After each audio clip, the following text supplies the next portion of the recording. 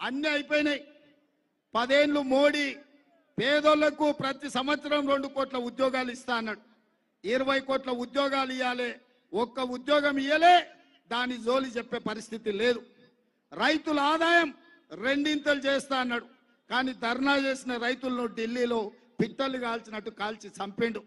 ఇదే కాకుండా స్విస్ బ్యాంకులో లక్షల కోట్లు ఉన్నాయి, అవి తెచ్చి పేదోళ్ళ ఖాతాలు వేస్తా అన్నాడు. అవి కూడా ఒక్క రూపాయలే. ఎవరికైనా మీకు 15 లక్షలు వేసిండా మోడీ? వేసిండా? ప్రధానమంత్రి ఏమన్నా ఇల్లు ఇచ్చిండా? ఏమన్నా ఉద్యోగాలు ఇచ్చిండా? మనకేమన్నా నిధులు ఇచ్చిండా? మన సికింద్రాబాద్ మునిగిపోతే మనకేమన్నా సాయం చేసిండా? మన తెలంగాణ ఏర్పడితే కూడా ఓర్వలేక తలుపులు మూసి సోనియమ్మ తెలంగాణ ఎట్లిస్తుంది, తల్లిని చంపి బిడ్డని ఎట్లా బతికిస్తారని తెలంగాణను కూడా మోడీ అవమానించిండు. ఇవన్నీ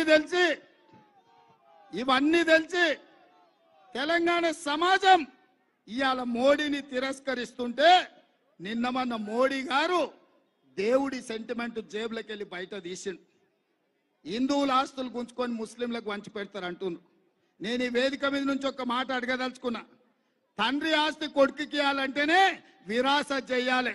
అంజన్ కుమార్ యాదవ్ ఉన్నదేమన్నా అనిల్కి ఇవ్వాలంటే కూడా విరాసత్ చేయాలి. అన్నది తమ్మునికి వంచాలంటే పంచినాక సబ్ రిజిస్ట్రార్లో పోయి రిజిస్ట్రేషన్ చేయాలి. ఒక రాష్ట్ర ఇంకోరు గుంజుకొని పంచే పరిస్థితి ఉంటుందా? రాజ్యాంగం మీద ఒట్టేసిన ప్రధానమంత్రి ఇంత పచ్చే అబద్ధాలు మాట్లాడితే మంచిదా? మిత్రులారా, మీరు ఒక్కసారి ఆలోచన చేయండి. మనమందరం శ్రీరామనవమి చేయలేదా? నిన్న హనుమాన్ జయంతి చేయలేదా? మనం రోజు గుడికి పోతే మొక్కలేమా? మా ముస్లిం సోదరులు మక్కా మసీదులో నమాజ్ చేస్తలేరా? మా క్రిస్టియన్ సోదరులు మెదక్ పోయి చర్చిలో ప్రార్థనలు చేస్తలేరా? మా సిక్కు సోదరులు అమృత్సర్ పోయి గోల్డెన్ టెంపుల్లో పాల్గొంటలేరా? ఎవరి నమ్మకం, ఎవరి విశ్వాసం వాళ్ళది.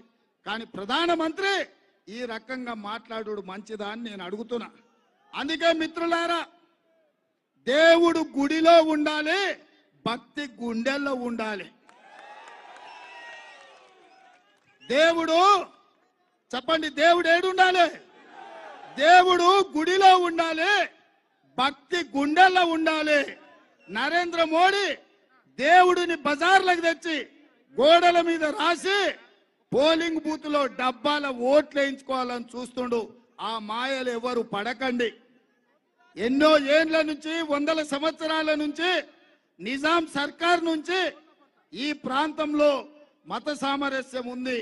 హైదరాబాదు నగరం అభివృద్ధి చెందాలంటే మత సామరస్యం కాపాడాలి. బీజేపీ వాళ్ళు మత చిత్తు పెట్టి ఎన్నికల్లో నెగ్గాలన్న ఆలోచన చేస్తున్నారు. బీజేపీని ఓడగొట్టడం ద్వారా సెక్యులర్ ప్రభుత్వాన్ని తెలంగాణ రాష్ట్రంలో తెచ్చుకోవాలి, తెలంగాణ రాష్ట్రాన్ని అభివృద్ధి చెయ్యాలి. నేను మరి మిమ్మల్ని అందరిని అడుగుతున్నా, ఎండకింత సేపు ఉన్నారు, దానం నాగేందర్ను ఎంత మెజార్టీతో గెలిపిస్తారు? లక్షనా?